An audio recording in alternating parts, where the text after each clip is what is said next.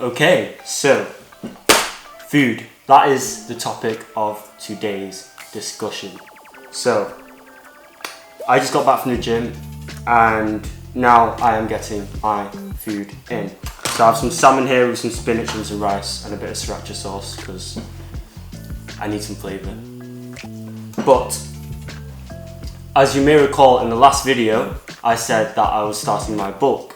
So carrying on from that, this whole video is going to be me prepping my meals for the next few days. I'm going to explain the importance of why nutrition is so important to your goals and what you're trying to achieve, whether that's building strength or lowering body fat percentage or just overall getting fitter. Nutrition is 100% the most important thing that you need to focus on when getting ready and preparing for those goals. So without further ado, I'm going to scan this food really quick and cue the time lapse now.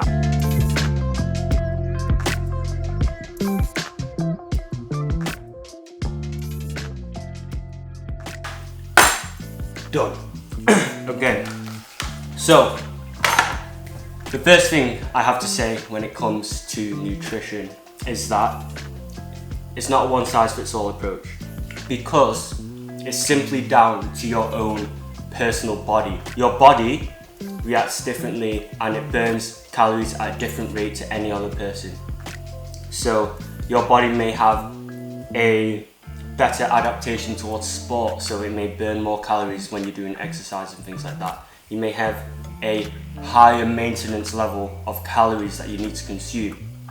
So the first thing that I do when it comes to any sort of goal that I'm trying to achieve and I'm starting a new plan or anything like that at all is this. So I have a calorie output tracker. So this is a Fitbit and I just use it to track my calories throughout the day so that I know exactly how many calories I'm burning and what I need to eat in accordance with that for my goals. So if I wanted to lose weight, I would have to eat less than what this thing says at the end of the day. And vice versa, if I wanted to gain weight, I would have to eat more than what this says at the end of the day, which is what I'm doing currently. So that is step number one. Step number two is going to be MyFitnessPal. So you need to be able to track what you are eating. So those are the macronutrients, which is your carbs, your proteins and your fats, and the calories. Calories are huge, important. So keeping things as simple as possible. When it comes to my eating habits, I always take the same approach, no matter what. So if I wanted to gain weight, I would set a calorie deficit for 2 weeks. Or if I wanted to gain weight, I'd set a caloric surplus for 2 weeks. So let's take the example of a caloric deficit. I'm trying to lose weight, which I suppose the majority of you are trying to do. So let's say for the first 2 weeks, I want to be in a 200 caloric deficit. So for example, if I burn 3,000 calories a day, I would have to eat 2,800 calories a day. Now, with that in mind, I would do that for 2 weeks with a given macronutrient proportion. So on MyFitnessPal, it makes it very, very simple for you. You have your proteins, your carbs and your fats, and you can allocate different percentages to each macronutrient. So for the first 2 weeks, always stick to it, the same one, and you need to track your results. So something that I typically do is I go 40, 40 and 20 or 30, 30 and 40. So 40% carbs, 30% protein, 30% fat. Whatever you think is more appropriate, but typically I would keep the proteins high and the carbs around mid-level. You don't want too high carbohydrate if you're trying to lose weight. Fats aren't as bad as you think. They are your friend. They will give you that long-lasting energy throughout the day. But it really does depend on what type of fats you eat. So, with that in mind, I'm going to start cooking. So my plan for today is to do a sweet potato mash with some chicken and some spinach. And then I'm gonna do some oven roasted salmon with some rice and potentially, we'll see what else we got in the fridge, but I think that's what I'm gonna go for right now. That'll be good enough for the next few days. So yeah, let's get into the cooking. Okay, so here's what I have to work with. We have our sweet potatoes, and these are going to be used for our sweet potato mash. Amazing source of carbohydrates, nice and healthy, and they are delicious. So we're going to be using them. We have our frozen salmon. That's just going to get whacked straight in the oven. I have 3 fillets here, maybe 2. 3 fillets here. So that's 3 meals right there. I think I'll only cook 2 because we're going to be cooking a lot of chicken. So there's that. And I have the chicken breast portions right here. So these are 920 grams across 4 pieces. So that is going to be a heck of a lot of protein in there. So it's going to be about 240 grams of chicken per serving, which is a lot. And if you look at the macros, so that's going to be about 60 grams of protein per chicken breast, which is absolutely insane. So chicken breast. For veggies, we have spinach. Amazing, high in folic acid, really, really good for you. Yeah, it's a staple. We have bok choy, so I'm going to use that with maybe the salmon, and then we have finally just some mixed leaf salad, just for extra fibre. And there we have it. So I think right off the bat I'm going to whack the salmon in the oven and prep the sweet potatoes. So let's do that.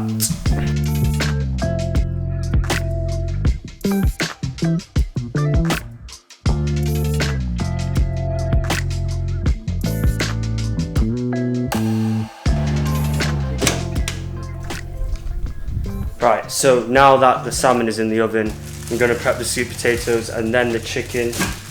I'm not sure how many sweet potatoes you use. Last time I used 3 and that was loads, so I think I'll just use 3 for now. Anyhow, let's just do that. So, the other thing I want to say is that when it comes to eating well, it's more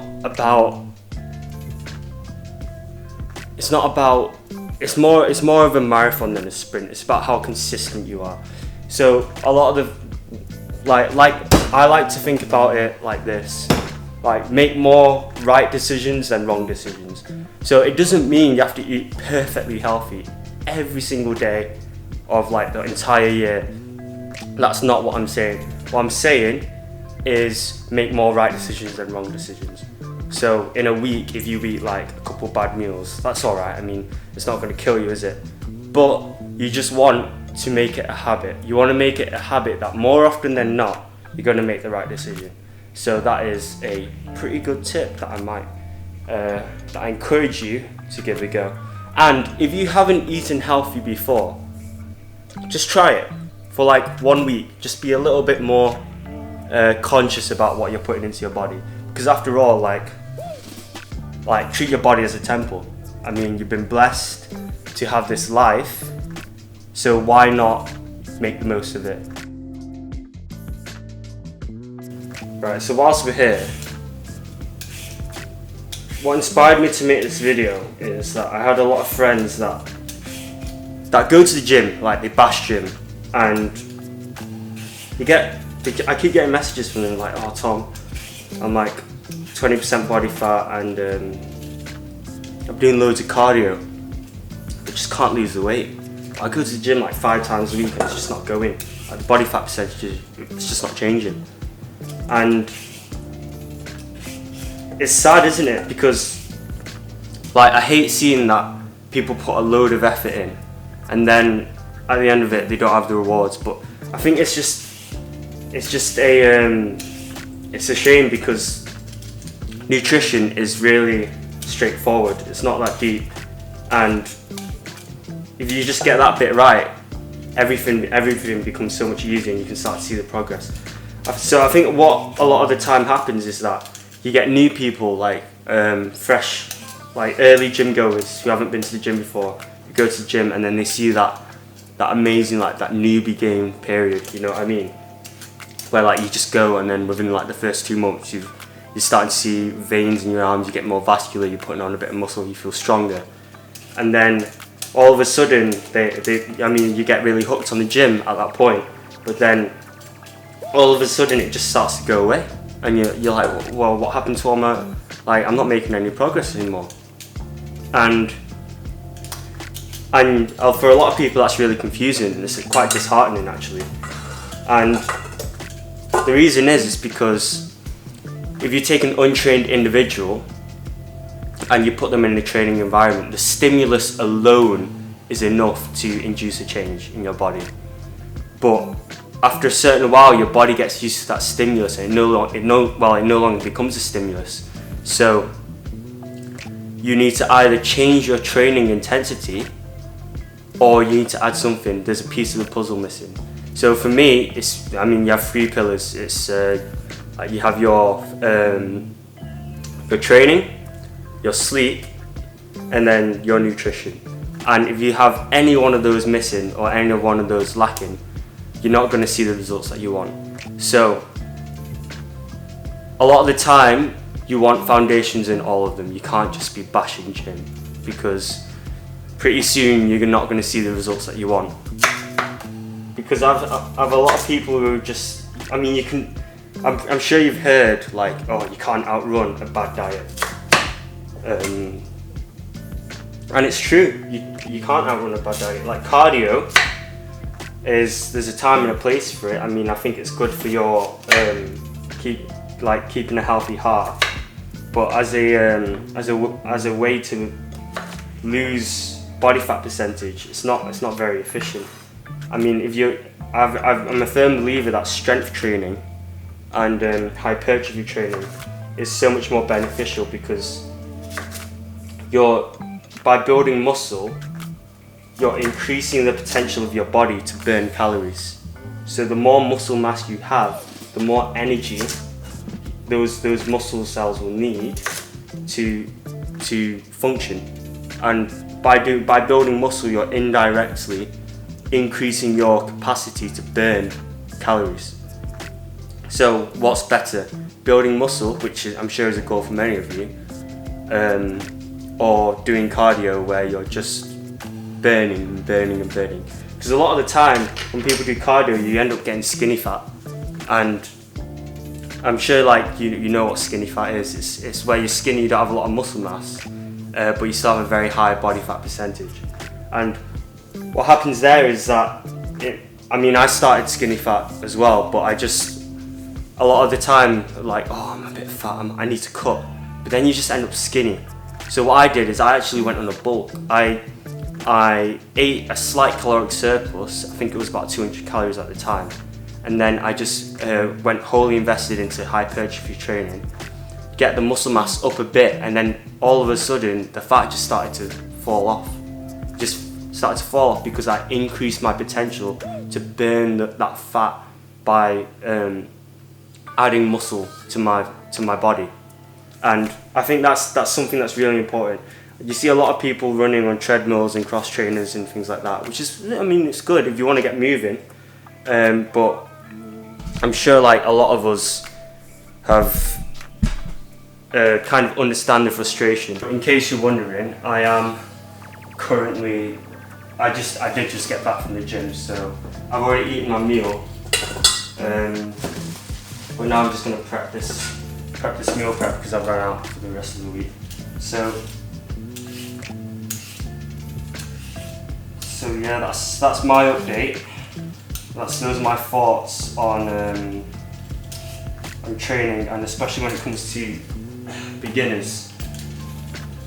I think it's really important to get the nutrition thing off early, because if you do it right for a couple of years, your body's metabolism will adapt, and you end like a lot of people will go on a cut and like, oh, I'm eating barely anything, I'm starving myself to death, and that's not an efficient way to do it. I mean, if you can't stick to it for a month, how are you going to stick to it for a year? Again, like I said, consistency is key, and when you want to be able to have a normal lifestyle and be able to eat things other than a salad and some chicken. You know what I mean? Because I feel like that's a stigma. That's what a lot of people think is a healthy diet, is a salad and some chicken. And I mean, it's a shame really, because I feel like that's what social media has kind of led everyone to believe, is that you have to eat such a little amount to be a healthy person. But it's not the case. Right now, like, my maintenance is sitting around about 2,000 calories, 2,200 calories, and that's if I do nothing. But if I go to the gym or ride my bike to the gym, I'll be sitting at about 3,000 calories for the day, and that's. I mean, I'm sure a lot of us would love to eat 3,000 calories and still maintain a healthy aesthetic and still look good. And if you do it well, your body's natural maintenance level will increase over time. So after a while, you'll just be losing weight without even thinking about it. So for me, it's actually quite frustrating how much I need to eat. But I guess if you're a food lover, then it's not a huge issue. So the other thing is, I'm a student, and as a student, sometimes you can't afford to eat a lot of food, but it's actually cheaper than you think. If you prep your meals, for me it worked out last year about like £1.50 a meal or something like that, and it was super easy to cook these meals, because you just prep a load. You just cook more than you would if you were cooking dinner, and you're like, oh, instead of just cooking one meal, I'll cook, just increase the portions, and then just whack them in a Tupperware box and put it in the fridge, and then that's your meals for the next 2 days sorted. That's the easy way to do it. You see a lot of people like online who prep an entire week's worth of food, and it just takes absolutely ages. There's no need. There really isn't any need. For me, I did it twice a week, so I did it on a Sunday, and then the following Wednesday, and then it literally carries like 3 days worth of food. So I'll have like nine or 10 meals in the fridge, and that's just from cooking more than I usually would. You pick up your palette knife and then work that into meat. Give your meat a good old rub. That's it. Nice and hot. Hot and spicy heat. Yeah, boy.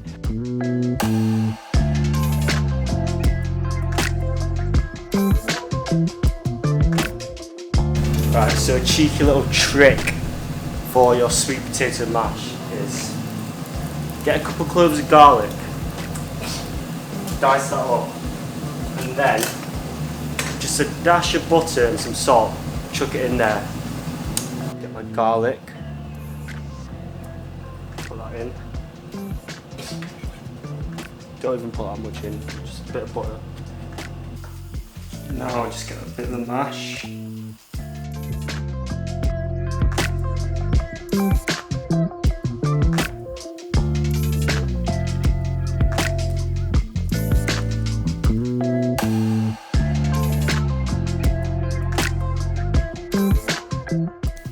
Here I have a lower calorie option, which is a sweet potato with some spinach, salmon and some mixed lettuce. Those are two of the main meals that I'll try to eat. But It's not bad, isn't it? So, overall, that's not that deep, is it? It's not that hard. I've left one salmon fillet and one chicken fillet because I'll probably end up using the chicken fillet in like a wrap or something, and then the salmon fillet I'll probably eat with like some noodles or something later on in the week. So that's mainly what I do. If you get the proteins cooked, it makes everything so much easier. You can choose your own carbs, like you can put it like the chicken in a sandwich even if you wanted to. I'm gonna put mine in a wrap tomorrow, and then like the salmon, I'm gonna put that in some noodles, and there you go. So very, very simple, very, very easy. And then the pak choy I'm gonna use in the noodles tomorrow as well. So like with things like veg and stuff, you don't have to cook it all so often, and like you don't have to cook it all in one go. But with things like carb sources like rice, I prefer to eat fresh rice. Like if I'm gonna leave rice in the fridge for like 2 days, it's not gonna taste as good. So like rice, it takes like what, 20 minutes to cook. It's not that hard. So I just do that on the day as it comes. And yeah, so it's really, really easy. Nutrition is not as hard as you think it is. It's more of a trial and error sort of thing, but the majority of the time, if you just think about the quality of the food that you're putting in your body, that is number one priority. So eat more whole foods. So a whole food is a food where the ingredient is the food. So for example, the ingredient of salmon is salmon. The ingredient of chicken is chicken. The ingredient of a banana is banana. Whereas if you eat like the ingredient of a Pop-Tart is like sugar, like flour or whatever, it's not good for you, is it?